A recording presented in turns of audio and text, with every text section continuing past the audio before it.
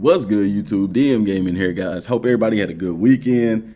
Just want to discuss some of the newer things that have been recently spoken about for Dragon Ball Z Kakarot and kind of to dive a little bit into that. So if you've been living under a rock this morning, this video will probably be going up this afternoon as opposed to this morning.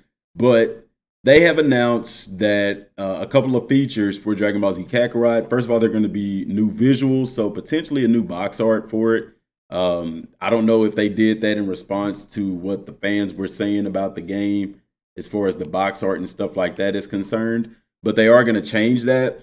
Also, they are doing, they've shown, or they're going to show part of what the Dragon Balls can do. So apparently, one wish you can get from the Dragon Ball is to fight a previous enemy that you have fought before.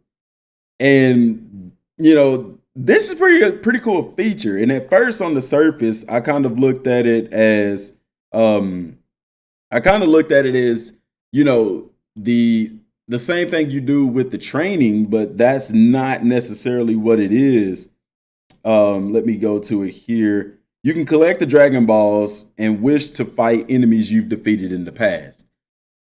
This is pretty dope because what it allows you to do is potentially, if I'm looking at this correctly, if I'm thinking about this correctly, potentially you could fight a villain with somebody that you normally wouldn't fight that villain with. I hope that's the way that it works. It really wouldn't make sense, in my opinion, that you could just wish to fight Raditz again, but you can only fight him as Goku.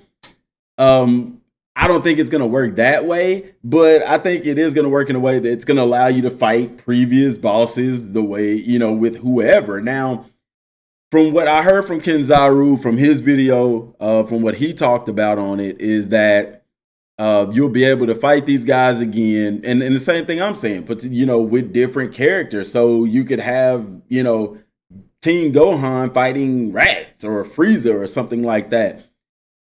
That is pretty dope, man. That is pretty dope because it opens up what this game is going to be able to do. Now, it reveals to us also that the Dragon Balls will have in-game effects.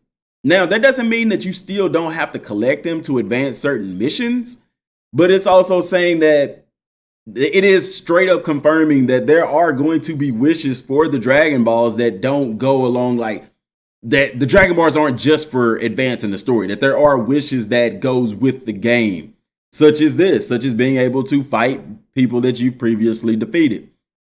Now, what I wonder is what's going to be some of the other wishes, you know? I'm pretty sure there's going to be something for like a major XP boost, maybe leveling up, some rare items and things like that. But being able to go back and fight previous bosses, that is really cool. Now, what I want to know is once you fought these bosses, do they remain unlocked? Like, does it unlock them on the map to where you could go and fight them at any time? And if so, this opens the door to what we could potentially see as in-game content. So the in-game is starting to take effect because, I'm looking at this as something in-game, you know, collecting the Dragon Balls, going back, fighting these bosses. Hopefully they unlock them permanently on the map and you can go and fight them at any time. Now, one thing that he also talked about that's going to be released in information, and they're also going to release screenshots on this, is that you will be able to, there's going to be super difficult enemies on the map. Like, you know, the key search.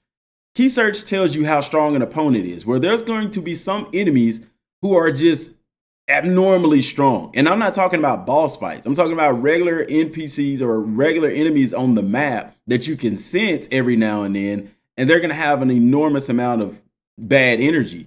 And apparently that when you beat them, you're going to get an astonishing amount of XP. You're going to get like permanent attack boost. Like it's Dragon Ball Kakarot's version of a raid in a sense. In my personal opinion, a single player raid in a sense. There's this enemy that's just tougher than anything else, and it's not a boss fight. It's almost like a mini boss. And what this reminds me of, it reminds me of Destiny 2, where you have the red bar enemies, you have the yellow bar enemies, but then the orange bar enemies, but then you have that one yellow bar enemy that's just tougher than the rest, and you get more experience from beating them. Also, guys, lately I've been playing Pokemon Sword. Pokemon Sword. I don't pronounce the W. Pokemon Sword and Shield. And if you're playing that game, I'm already starting to see some similarities. And that's only because it's an RPG. You know, RPGs have similarities. But if you're playing that game, it's very similar to finding the Pokemon in the wild area that they're like, you're level 28 and they're like level 40. You know, they're just so much above your level. And when you defeat them, you get a lot of XP. Also, they have these raids in Pokemon Sword where you can go in, and you don't have to do this with people. They can give you computer NPCs to fight along with you, similar to Dragon Ball Xenoverse. You don't have to fight with people online, and I love that about the game. But you defeat these opponents, they're Dynamax, so they're super strong. But when you beat them, you get all these rare items that you normally wouldn't have gotten. I'm seeing that in Dragon Ball Z Kakarot. So if you're playing Pokemon Sword, you know what I'm talking about. You play Destiny, you know what I'm talking about. That is what it's going to be like with these difficult enemies. They're not boss fights. You know, they're not like in Pokemon the gym leaders, or in Destiny, they're not the raid bosses. They're just stronger opponents, you know, that you can fight and get a lot of experience points from and things like that. So to recap, excuse me, you have the Dragon Balls. One wish from the Dragon Ball is that you're able to go back and fight an enemy that you've previously defeated. Now, like I said, they haven't revealed a lot of details on this yet as far as, you know, will we be able to fight them with any character? I'm assuming that we will. I'm going to go out on a limb and assume that we will, because why else, you know, it just doesn't make sense. Also, the box art. I believe they are changing the box art, or they're releasing a new visual for Dragon Ball Z Kakarot that's going to feature Goku and other characters. You know, they promoted this game as being just about Goku.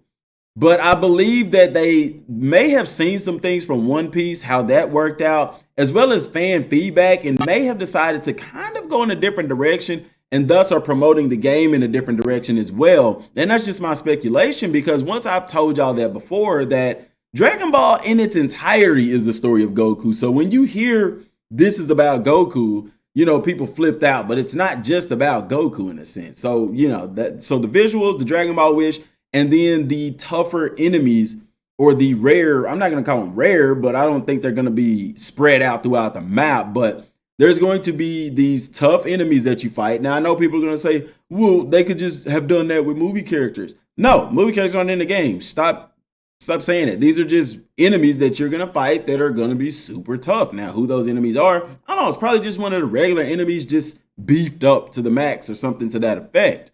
But they are going to be in the game. You are going to be able to fight them. You are going to get a lot of XP from them and things like that. So look out for all that information coming soon.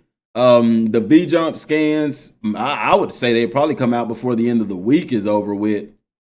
So if you're following DBS Hype on Twitter, you need to be following him. He releases a lot of information. Me and Kenzaru release a lot of information. Also, PS360 HD releases a lot of information on Twitter as well. So stay tuned for all of that, guys. Let me know what y'all think about all that down in the comment section down below. Like I said, the end game is starting to take effect with that news information about the Dragon Ball. It's starting to, in my opinion, shape what the end game is going to be about, more or less. And it's also revealing more about the game, which is super awesome. But that's all I got for right now, y'all. Appreciate y'all for tuning in. Also, don't forget that giveaway is live. That link is in the description box below. And if you're looking for a great gaming chair, check out eWin Racing's lineup of gaming chairs. Use promo code DMGaming for that 25% off, and it does stack on top of any other other discounts and stuff they have like that. And subscribe to the channel if you haven't. Till next time, thanks for watching. Peace.